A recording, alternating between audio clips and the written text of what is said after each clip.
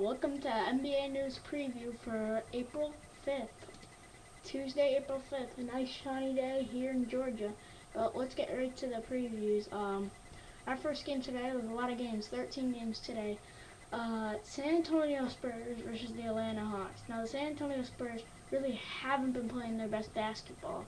They had a huge game, a huge lead in the East Western Conference for the league, and now that's narrowed down to about 2.5 games or 1.5 games. The Lakers right behind them. They're facing a good Atlanta Hawks team looking to finish 5th in their conference this year if everything plans out correctly.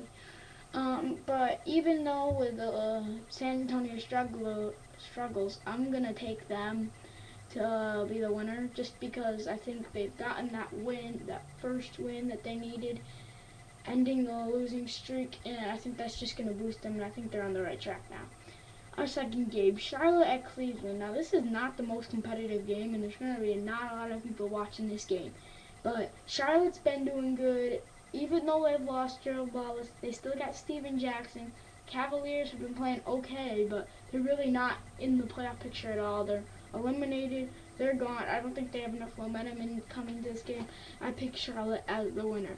Now to our third game, Minnesota Timberwolves versus the New Jersey Nets. Now, both of these teams aren't very competitive, and there's a big battle on the low block with Brook Lopez and Kevin Love. But if everything turns out right, I'm going to pick the New Jersey Nets in this one, just because of Darren Williams' ability to run this team and get it into Brook Lopez. I think they have a better shot at winning it, and I think they're going to come out the winner. The next game we have here is the Milwaukee Bucks versus the Orlando Magic. Now, the Orlando Magic have been really hot for the last few games. They're looking to finish 4th in the conference. The Milwaukee, they're doing okay, but I'm going to have to say Orlando in a close one here. I know Milwaukee's got Andrew Bogut, but I think really Dwight Howard will shut him down in the post defensively. So I take Orlando as the winner. The next game is the Detroit Pistons and the Washington Wizards. Now, the Washington Wizards and the Detroit Pistons haven't played up to ability. This is not one of the most competitive games ever, but I am going to pick Washington to win this just because I just think Detroit has no momentum whatsoever. And I think John Wall will lead Washington's team for victory. The next game here is Boston and Philadelphia. Now, Boston, they've been doing good. I mean, they've been okay. They've lost the lead in the East, first in the East, but I think they're on the right track. I'm going to take them in the victory here. These two teams have had actually an interesting rivalry, but you know what? I'm going to pick Boston. I think they're going to come prepared, and they're going to come out the winners. The next one is the Toronto Raptors and the New York Knicks. Now, the New York Knicks have not been playing good at all ever since they got Carmelo. They're actually, I think, below 500. But the way I think they're going to get the win here, look for them to make a big comeback, okay? I'm going to look for them to get started this night, building momentum to win now on. Our next game is Chicago and Phoenix. Now, Phoenix has been very, very quiet this year, and no one's talked about them all year. And I don't know if you've noticed, but they're just struggling. They're just 2 games above 500, and they're just struggling.